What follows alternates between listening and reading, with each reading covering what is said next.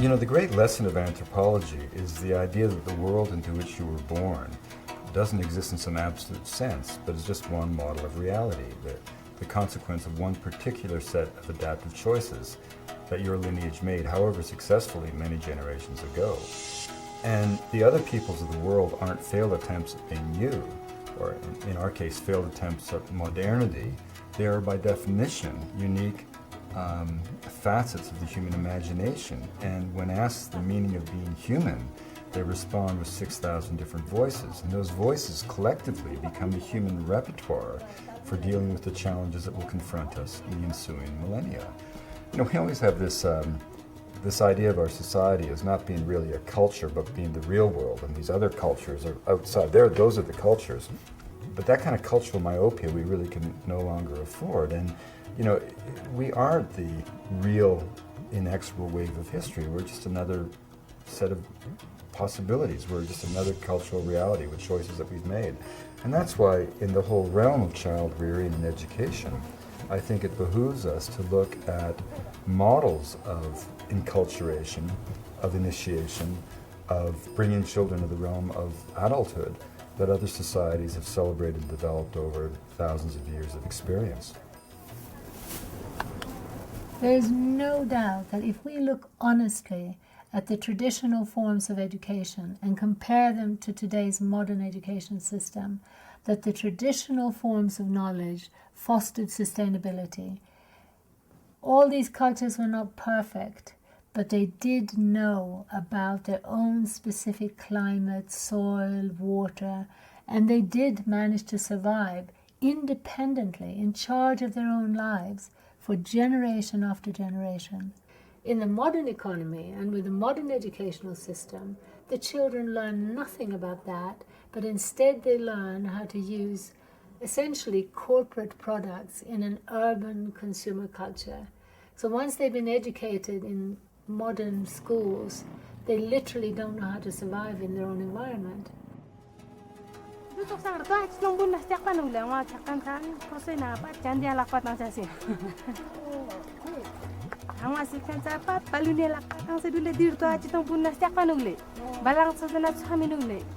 Education is not simply the transmission of information.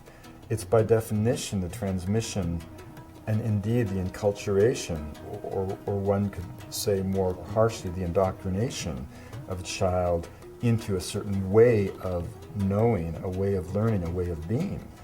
And again, when we project our notions of what education is or what a way of being is overseas into other people's lives, we forget that we're projecting just something that we made up, right?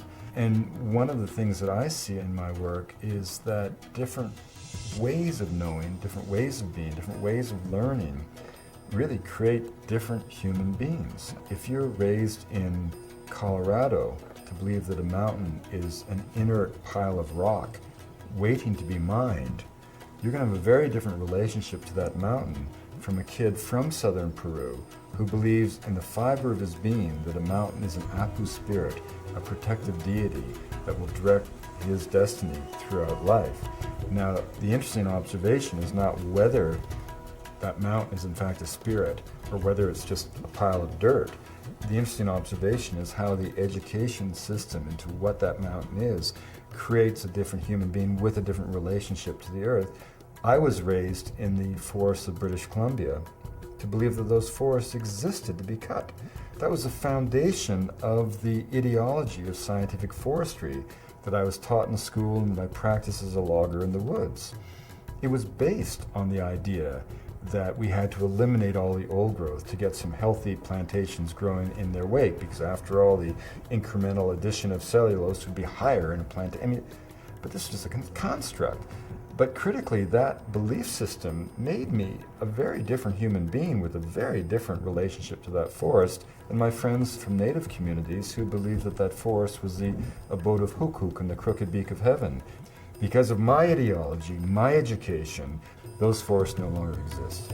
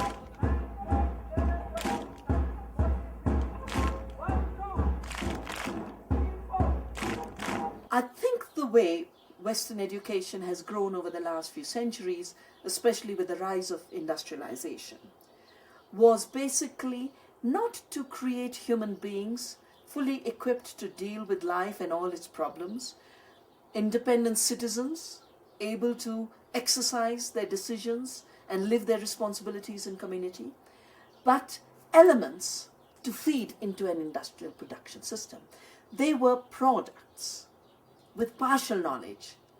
We moved from wisdom to knowledge, and now we are moving from knowledge to information, and that information is so partial that we are creating incomplete human beings.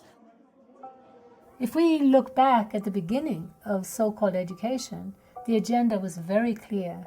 There was an elite that wanted to train people to serve their needs, to essentially create an extractive economy that served the few at the expense of the many. So there's very explicit literature. Very clearly education was there to train a class of people to serve the needs of the elite. When Macaulay came to India, I don't know how many of you know, but Macaulay was the guy who created in the minutes of Macaulay, it's called Macaulay's Children. And Macaulay's children, he said, would be brown on the outside but white on the inside. That they would basically know only one thing, how to rule India as if they were Europeans themselves. So if you go back to the 60s and you look at a lot of the modernization literature, so it's very clearly written that local language, local tradition, local customs is a barrier to modernization, and for communities to progress in kind of stages of development, these things need to be eliminated. 99% of all the activities that go under the label of education come from this very specific agenda that grew out of a colonial expansion across the world by Europeans. And now in different countries in the so-called third world, the basic fundamental agenda is the same, is to pull people into dependence on a modern centralized economy, is to pull them away from their independence and from their own culture and self-respect.